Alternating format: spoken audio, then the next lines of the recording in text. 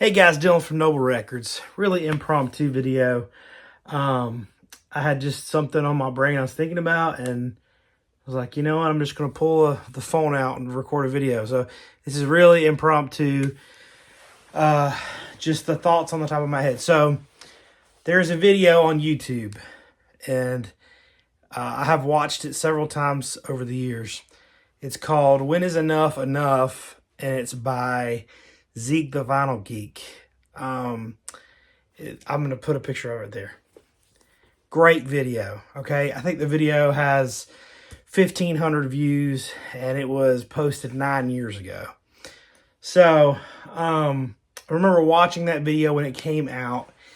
And first of all, Zeek is a friend of mine. I mean, he's a super good dude. I don't know what it is about him, but his videos have impacted me in a big way. He makes them pretty sporadically, but he's such a good guy. And had the opportunity to meet him a few years ago, and he was just such a nice person. But he's got good insight on collecting records. He's very self-aware as a record collector. And anytime he's one of those channels, anytime a video pops up, I watch it. I've watched him way before I even had a channel. So he's had a channel for a long time. But anyways, he posted this video 9 years ago, and I think it was a thread that a bunch of people in the vinyl community were doing of just an answer to this question: when is enough enough? And at that time when I watched it, I was just in the mode of buying any psych record that could be considered psych. I was in such a psych rabbit hole, and I was buying any, it could be $1 bin record, but if it was psych, I wanted it. I was so hungry for that genre. That's what I was into, and it was just insatiable. And at the time, I was working a straight job, barely making ends meet. Had to frequently sell a bunch of stuff just to make all the bills and stuff. And so, selling for me wasn't, or buying, big expensive records and stuff wasn't an option. So anything I found, I had to find on the cheap. And that was really fun times. But going back to when I first saw the video, it really made me think, what if I had every record I ever wanted? At what point am I done? If it's an interesting thought of any record collectors out there. If someone rang your doorbell and they backed up an 18-wheeler and they're like, in this 18-wheeler is every record you could ever want, just sign here. That would be incredible, huge dream come true. But then also you'd be like, now what? First of all, I have this theory that if you're just in record collecting for the thrill of the hunt, then you're a thrill seeker. You're not a record collector. So that has to be forefront of your mind, in my opinion. Just the music has to come first, no matter what. But, there is more to it than that with records. It's just cool. It's just, there's things like, I don't know, I'm just pulling random stuff. I just got this from the Voice of America collection, Andrew Hill. This was blowing people's minds when it first came out on the radio, and probably that same copy. Anyways, so there's just cool, tangible things about records that are so thrilling. And, over the years, I always thought, well, I'll know when enough is enough, and I'll quit buying records at some point. And there's been a few conversations over the course of my life that have made me realize it's not like that. It's not cut and dry. It's not simple like that. I run into people at record shows and stuff sometimes that are in their 60s and their 70s and their 80s that are still buying records all the time, still hunting that one record or those two records or this set or to complete this thing or whatever. And it's like, man, I'm not even 40 yet. And I'm thinking, I got another 40 years on this planet, hopefully, that I'm going to be probably buying records, because I know myself and I know that I will never stop. I will never stop. If I do stop, I will immediately start back. That's how I've always been my whole life with records. And so I'm kind of babbling on, but to get back to the point, he posted that video 9 years ago, and I remember watching it then and thinking, whew, that's a heavy thought. When do you know it's enough? At the time, I had a lot of limitations. financially could barely afford to buy any records. It had to be something I bought at Goodwill. I didn't have a whole lot of space. We lived in a really tiny house, and I had a baby. It just was not practical. So I had so many perimeters that enough wasn't even a thought. I never could have enough. And so over the years, my life has changed, and records have been such a steady part of my personal growth, of my growth in my career and my family. Records have done so much for me personally because there's something I've always had an excitement about. There's something I've always really tried to learn about. Like, I don't know much about anything, but records, like I'm not good at anything, but I love records, and that's like how I've been able to build a business from it. But so I saw that video 9 years ago, and then fast forward a few years, I saw it again. And then, so I've watched it probably 5 times. I don't know. But last night it pops up on, I don't know why, what is it about that video? No matter how many times I've seen it, it pops up like YouTube recommends it to me. I guess it knows I like it. And last night I watched it again, and it was just like, it always brings me back down to earth. Like, at what point are you going to be content with everything? And it just has got me thinking about it. I mean, I think about that anyways, but if I could, 10 years ago, if you could brought me in this room and say, go look, any record you've ever heard of, you have it. And I pretty much do. Like, I mean, the thing is, the stuff I'm hunting now is stuff I didn't even know about 10 years ago. But like every entry-level psych record, I've got it. I've got a mint copy of it. So it's just been years of collecting, learning, growing, and I've gotten so many records. A lot of it is in the thrill of the hunt. That's a huge part of it. But just the discovery of collecting records is a huge part too. All the time I'm finding records I never heard of in my life. And I'm just like, what is this? The curiosity is what keeps me going. So when is enough? I'm never going to find out, because I'm always going to be looking, and I purge records all the time. And all the time I sell records that I had looked for a long time, but I've enjoyed them. I know I could probably find them again, but I'm going to pass them on to somebody else that can enjoy them. I'm going to get some more stuff. So, one huge comment, like, how like random little comments can really impact you in a huge way. A few years ago, I was buying this record collection. This guy called me, and he had a house full of records. I made a video about it. And it was, I think it was 13,000 records or something like that in his house. And that's a lot of records. I walked into literally every room had records in it. It was absolute madness. Just that many records in one house. And I was going through and everything, and he just said, man, I collected records, and I filled up my shelves, and all these years, I never married, I never met anybody, I never tried to start a family. I was just into audio gear and records. And so I just looked after that. My whole goal was to never marry anybody, to never have kids, to never have a family. And when I retire, I could sit here and enjoy all these records that I found over the years.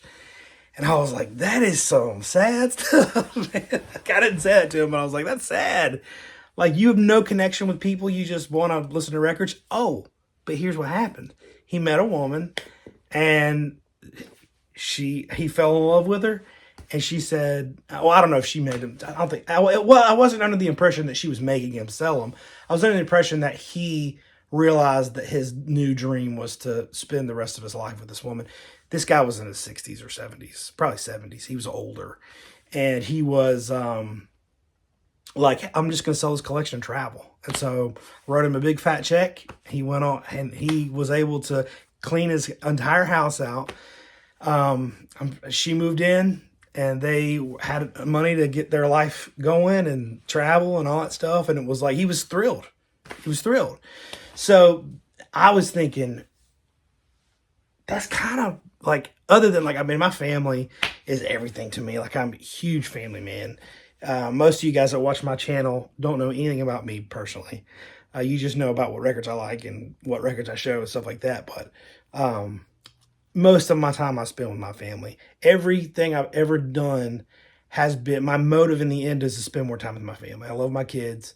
The time that I have with them is valuable and limited. So I try to do what I can to spend time with my wife and kids. That's my main thing. So get that out of the way. But that has kind of been a goal of mine, like get every record I could ever want. And then when I retire, when I finally chilled out and I stopped working, I could sit down and listen to all these and enjoy them. And the fact of the matter is, that's probably not going to ever happen. The way that I'm wired, I'm a psychopath when it comes to working and starting new things and figuring things out. And so I'm going to be doing that till my last day. I'm going to be having to have a plan to do something. I'm going to be looking for this collection. I'm going to be doing this, put this record out, releasing this, doing. It's just the way my brain is. So I know that even though my goal is to get enough records to where I can go just pick out whatever record I want, listen to it, enjoy it, that may not happen. I think I probably will have more time to listen to records once, my kids probably move out and I'm older, and I'm able to have more downtime. Right now, life is just in hyperdrive and it's insane. But anyways, I think it's a very interesting question of when is enough enough? Are you satisfied? And I think that to even dignify that question with an answer, you have to agree that there is a quantity that you're trying to achieve. And that is not true for me. I am not trying to achieve a quantity. Matter of fact, I think I'm trying to achieve a quality over quantity. I'm always filtering records out because it's like some records I'm like, hey, if I have an original Fraction Moonblood, I'm not going to listen to this. I'm not going to say any record, but this certain record, if I have that or this, like, it's like if you open up the fridge, what are you going to eat? 2-week-old bologna sandwich or a, filet mignon or whatever you got in there. That's why I'm always kind of filtering through and stuff like that. The goal for me personally with my collection is to always stay excited about it. Always be turning people onto records, always be sharing records, sharing the love, trying to educate, if not people on YouTube, but even my kids about records. Like I'll take them in here and be like, hey, this is this record. I've had them in here listening to Sun Ra and Alice Coltrane and all that stuff and just teaching them about it. They're probably going to be weird, just because of that. But my goal is to music has been such a huge part of my life. And it has given me so much of what I have that my goal is to just spread it to more people. It's such a good thing. It's such a positive thing for so many people. I remember oh man, this is a crazy story. So I think I was like 15 or 16 and I had planned this big birthday party. And, my family lived way out in the country. We lived pretty far from all my friends. I mean, you had to drive 30 minutes to get anywhere. And I planned this big birthday party, big cookout. I went to the store. I planned everything myself. I got my own cake. I got my own ground beef. I made my own burgers. I did it, everything, orchestrated everything. I invited everybody I knew. And nobody came. Nobody came. I had one buddy come, and he thought it was weird, and he left after it was that awkward moment to where I realized no one's coming to this thing. And I remember going up to my room and being really sad. And I just put on like a ZZ Top record. And I was just like, you know what? I got records and I'm happy. Like and I know that sounds really pathetic because it probably was.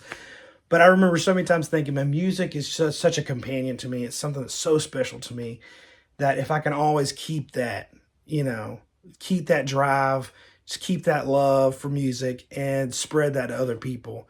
Just the smallest bit of joy and happiness, not to be all sunshine and rainbows, but can really impact people's lives. So anyways, all that to say, I've been wanting for years to make a response to that question because it's such a good question. And it's a question that I think about all the time. Sometimes I sit in my room and I'm like, what the heck is wrong with me?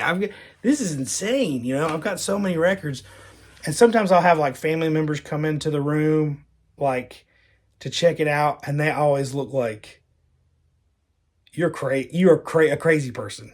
Like they don't look at me like, hey, this is really cool. They look like you need help. You're a psycho. And that's fine with me. Like my friends in my regular life, which I don't really have any friends, but I'm just saying like the people that I know day to day that are not from the shop, they're just like family friends and stuff like that. They don't get it. They don't understand all this stuff. I always thought if I could open a store that would be the pinnacle, and I did that. And it has been great. It really has been great. And I always thought, man, if I could start a label and just release one record and have my name on something, you know, that would be amazing. Done it. It was amazing. It was great. You know, so I guess this is enough. You know, this is more than enough. I have more than enough to make me happy. But I don't have enough to make me stop. I will never stop. But anyways, just a fun question. Fun answers. Hope you guys are doing good this evening. This is just a complete impromptu off the top of my head. So this is what I planned to show. Some records. I remember thinking, man, if I could just find this record, I'd be happy. Fear Itself. It's like a $30, $40 record, something like that. This is from Voice of America. It's a great record. It is fantastic. Not that hard to find. Then I remember thinking, man, if I could just find, I mean, for years, I asked every record store I went to, if I could just find this record, I'd be happy. Randy Holt and Population 2. Boom, there it is. I've had it for years now, but it has been a booger to find a clean copy of. Then, just even bigger than that, when I could never find an original copy of Farm. It was up there at the very top of my list. Found it. Great. And then The Impossible. I could never find a Fraction Man Blood. Only 200 in the world. Found one. Amazing. And then there's records like you don't even ask. You don't even put them on your want list because you know you're never going to get them. Like this one, Captain Marriott. There's only 99 copies of this in the world. This one came from the band manager. The guy that was the manager of the band, this was his personal copy. Just an extremely DIY, crazy prog rock. One of the absolute rarest, most sought after records in my collection. Anyways, it's all about the fun of it. It's all about enjoying it, treating people right, having fun, and just loving music, spreading music. That's what it is for me. So I hope you guys enjoy this video. Hit in the comment section. Tell me when it will be enough for you.